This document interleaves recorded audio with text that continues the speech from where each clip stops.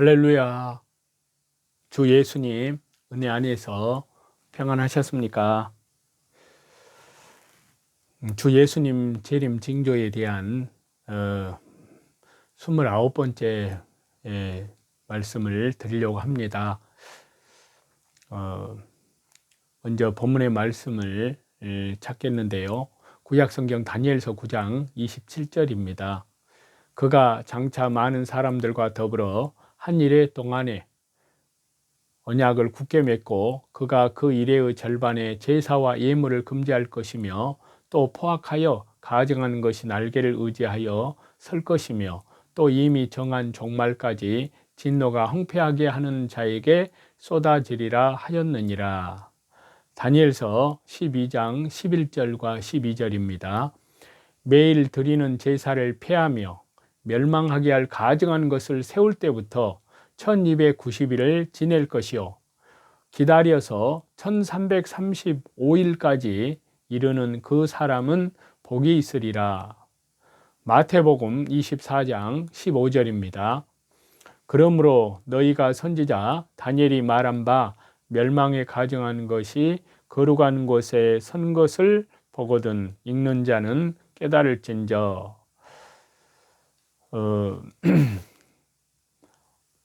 대환란의 중간 이래의 절반, 하치라는 단어의 의미를 좀 자세히 살펴서 말씀을 드릴까 합니다. 다니엘서 9장 27절에 한 일의 언약은 대환란 때 적그리스도가 맺을 언약으로요 7년 대환란의 본격적인 출발점입니다.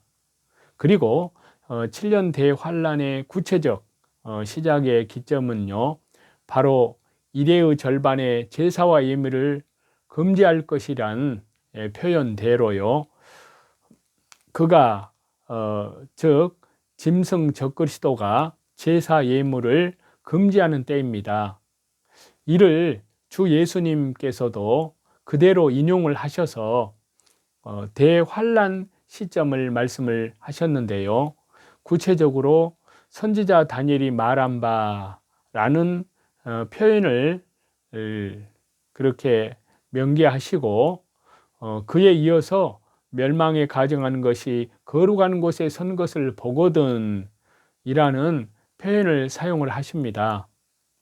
이는 포악하여 가증하는 것이 날개를 의지하여 설 것이며 이 말과 같은 말씀이십니다.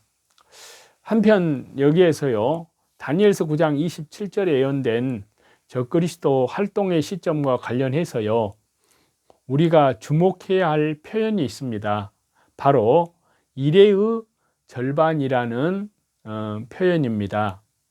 자, 본 단락에서는 이 문제를 중점적으로 다루고자 살피고자 하는데요.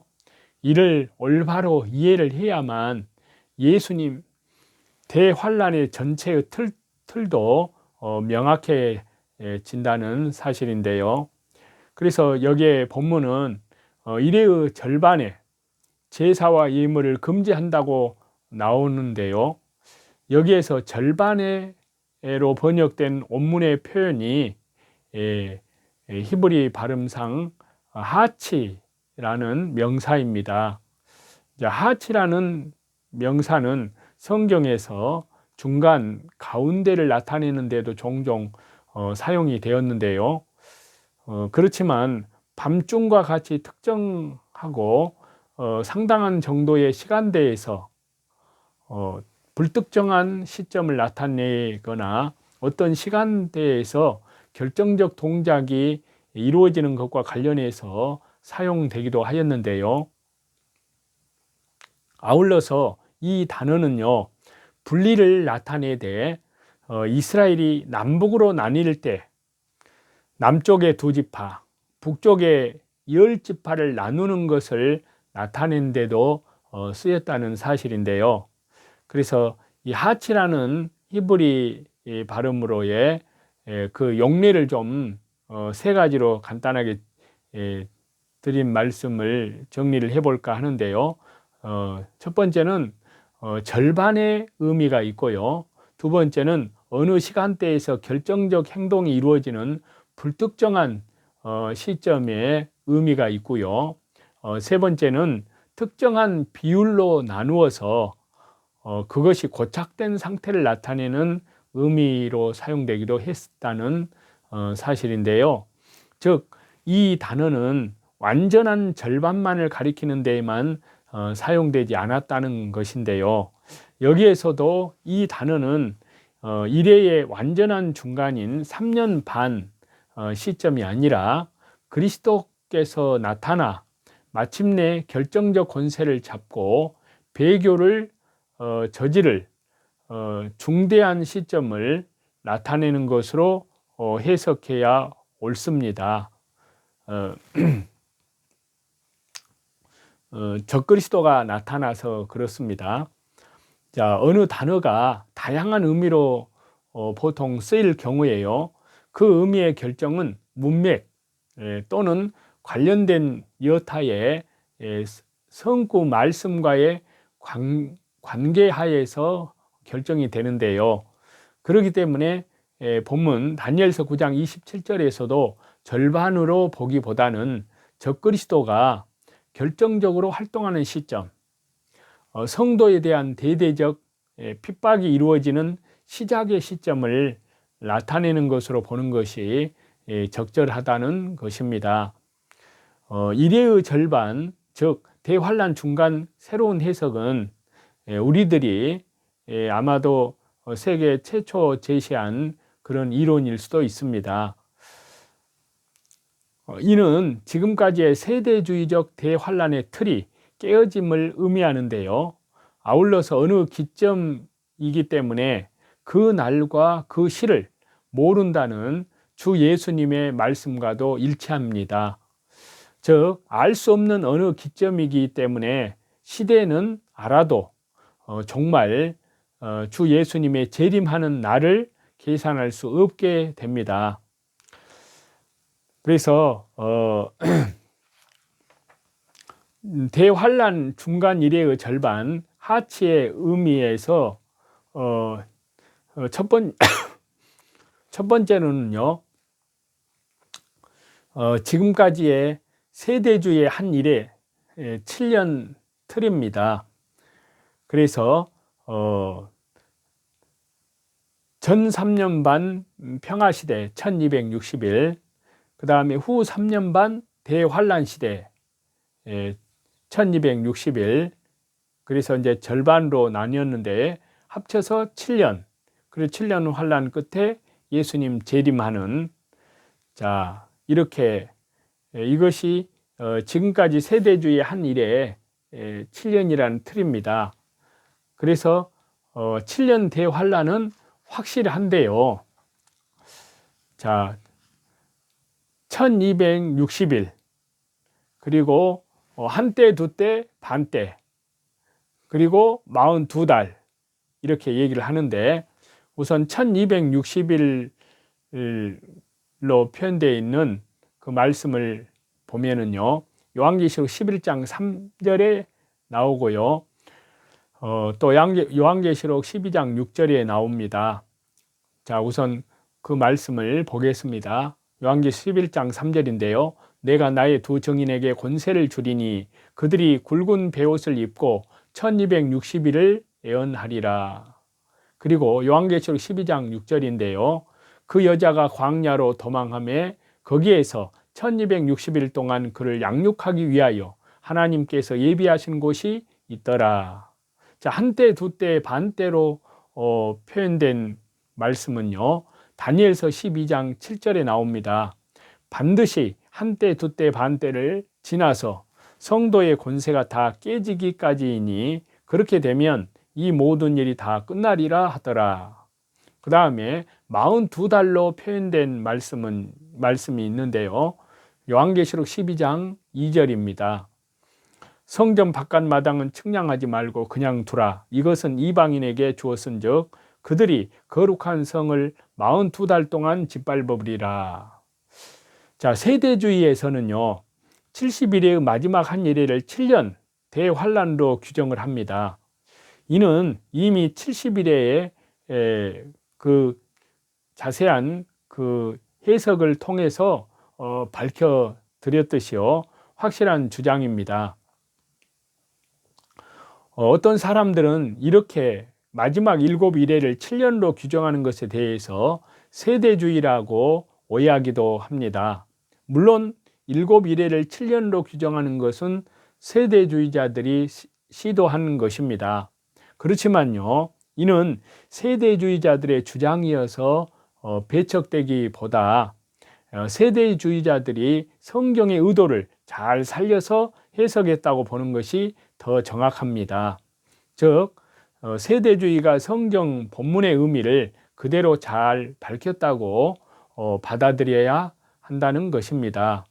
그래서 아까 말씀드린 그 성경의 말씀들, 그러니까 요한계시록 11장, 요한계시록 12장, 그리고 다니엘서 12장, 요한계시록 12장 2절, 이런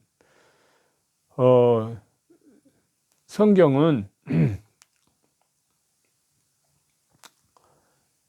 그 성경의 증언들은 3년 반의 기간을 표현만 달리 해서 강조한 것으로요, 대환란의 기간이 확실하게 존재함을 입증해 줍니다.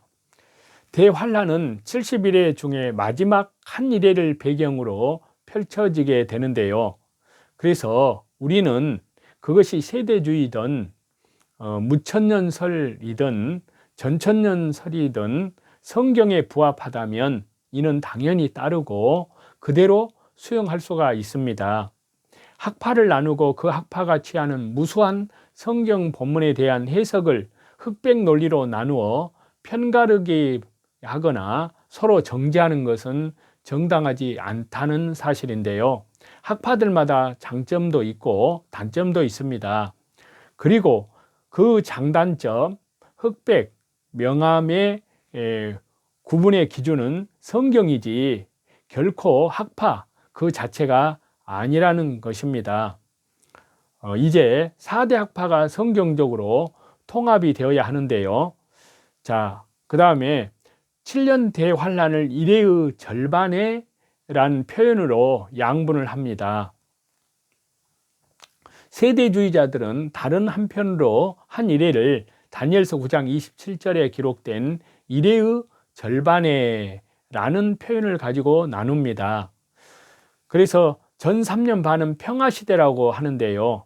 자, 한 이래를 이래의 절반이란 표현으로 정확하게 반분한 세대주의자들은 이래의 절반이란 표현이 있기 전에 그가로 묘사된 적그리스도가 아무 활동을 하지 않는 것과 관련해서 이 시기를 평화의 시대라고 합니다.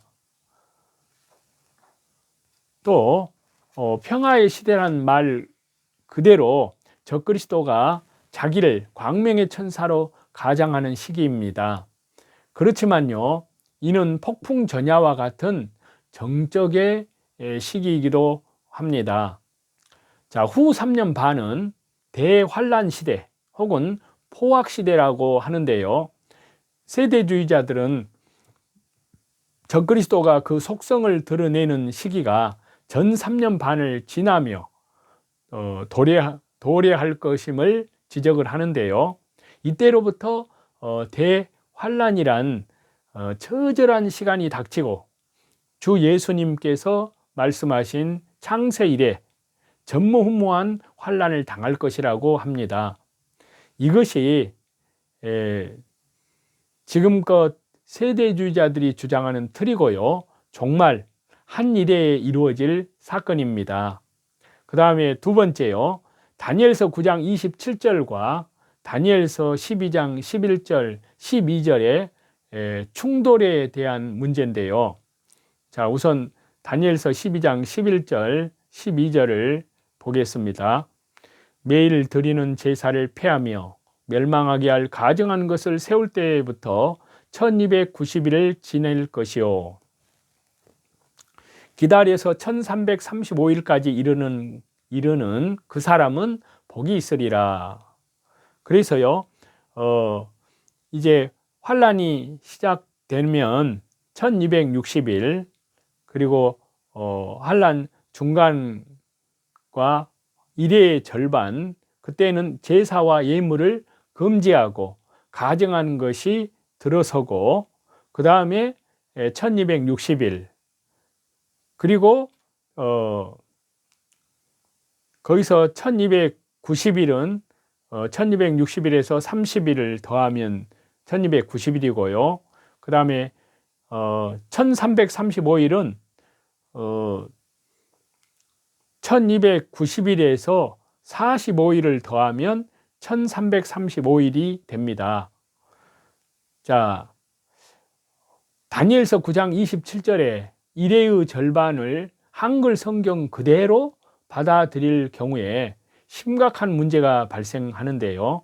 다니엘서 12장 11절과 12절에서는 매일 드리는 제사를 폐하는 시점부터 1290일, 1335일이 되는 시점까지 이르는 사람이 복이 있다고 기록을 하는데요.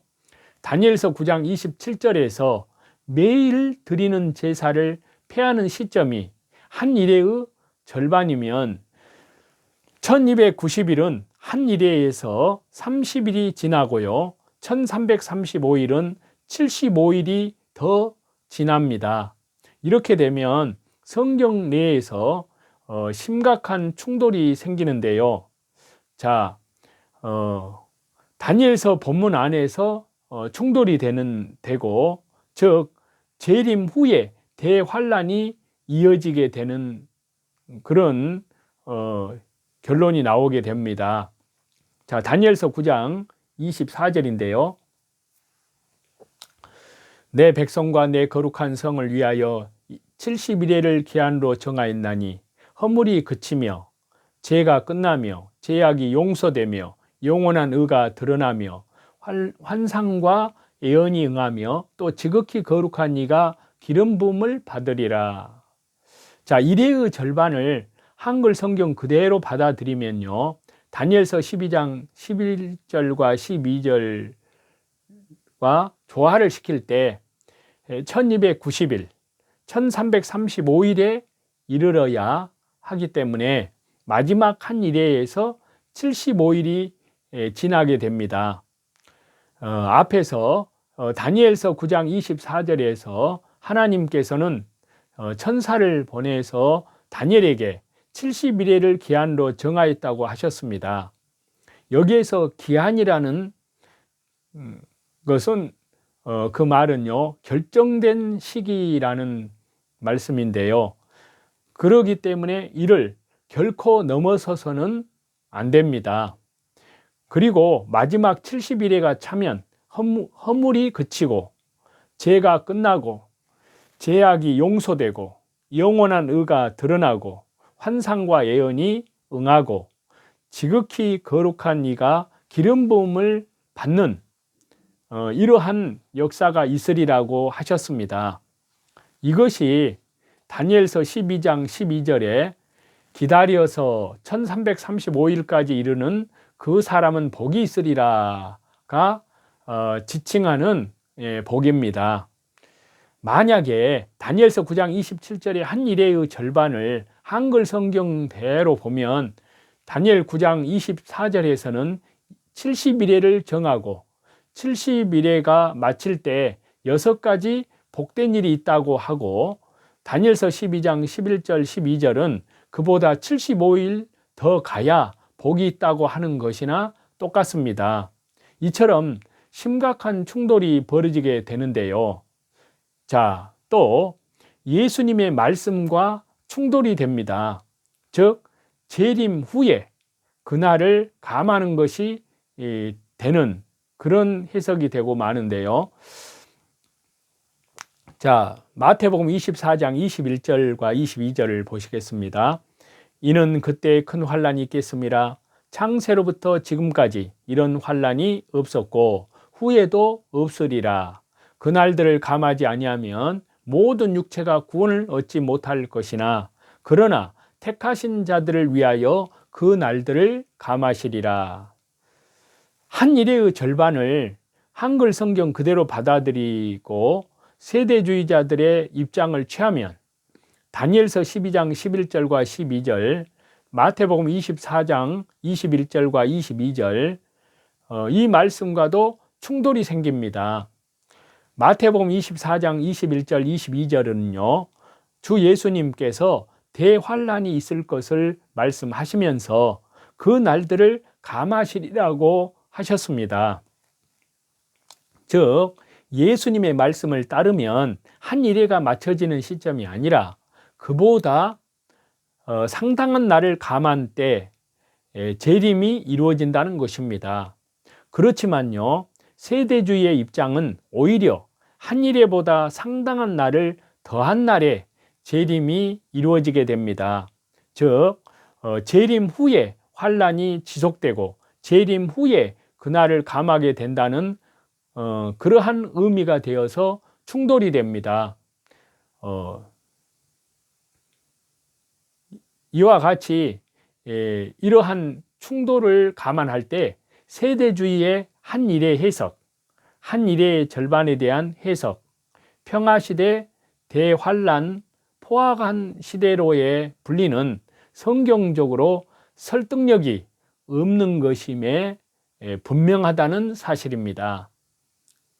그래서 일회의 절반로 번역된 하치라는 히브리어의 하치는 어느 기점으로 해석을 해야 하는데요.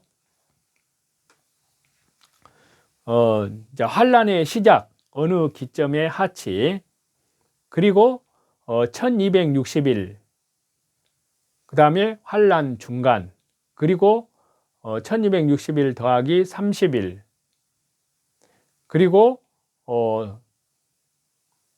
거기 더하기 1290일, 45일 더하면 1290일에다가 45일을 더하면 1335일, 그리고 환란 중간에서 1260일을 하게 되면 이제 예수님이 재림하는 환란 후에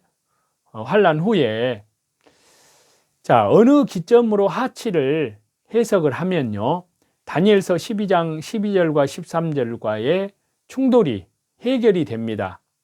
어떤 기점으로 해석을 했을 경우에 그렇습니다. 이상의 모든 충돌의 문제, 다니엘 해석의 난제는 하치의 해석으로 모든 것이 해결됩니다. 자, 하치를 어느 기점으로 해석한다고 해보면은요, 그러면 꼭 일회의 절반인 전 3년 반의 끝인 1260일까지 가지 않아도 됩니다. 그래서 우리는 어느 기점이 대환란의 기간으로 정해진 한 일회 중에 시작의 지점에서 이루어지리라고 봅니다. 그리고 그렇게 시작되면 1290일, 1335일도 7년 대환란 내에서 마무리가 됩니다. 당연히 모든 충돌이 해결이 된다는 사실입니다. 그래서 저와 여러분 하나님의 은혜 가운데에서 조금 어렵고 복잡한 문제를 좀 말씀을 드렸지만 성경에는 이렇게 우리가 알기 어려운 그런 부분들도 있습니다. 그 모든 것들은 이제 하나님의 말씀은 반드시 때가 되면 풀리게 돼 있습니다. 왜냐하면 그 말씀대로 성취되었을 때 풀리기 때문인데요.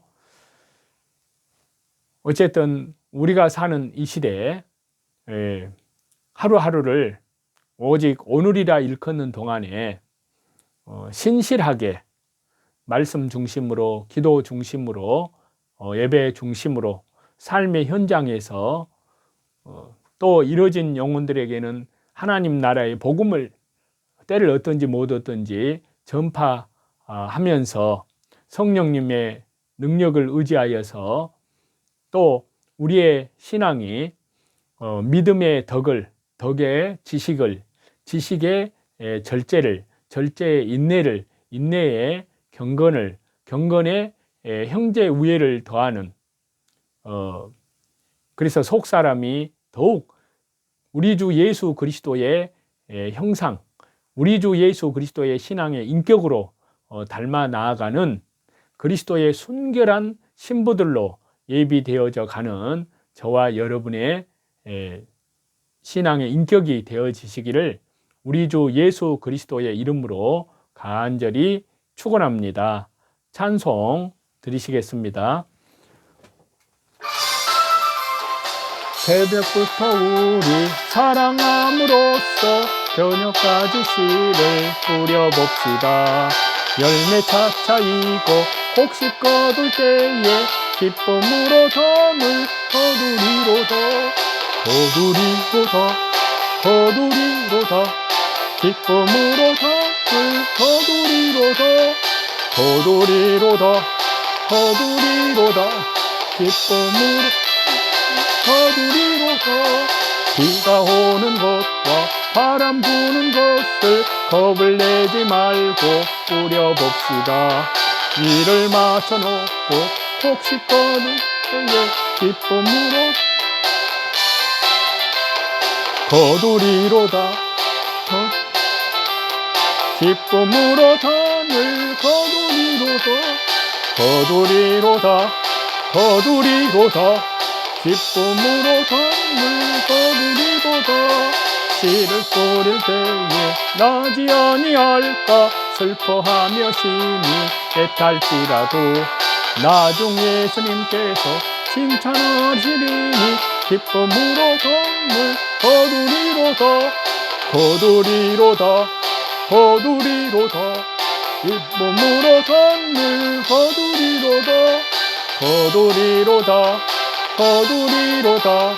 기쁨으로 덤을 거두리로다.